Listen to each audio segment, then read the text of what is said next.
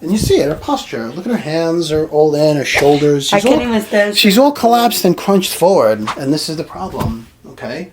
You gotta get you upright and elongated again. We're gonna do that. You ready? You ready? Yes. Because they're ready. I'm excited. I'm excited. Your sacrum is the keystone, your spine, diamond-shaped bone, tailbone at the bottom, hip bones are tight right here.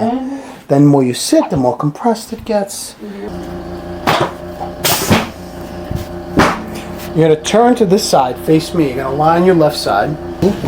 Oh! Right there. Oh my God. See, again. Oh! Wow. Woo! Breath in, all the way out. Oh! Ah! Okay, that hurt a little bit. Oh! Hurt? It hurt you. I feel good. I don't know what you're talking about. Who you hurt? Whew.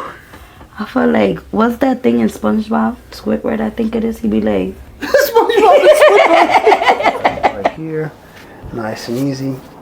oh! Go all the way out. Oh!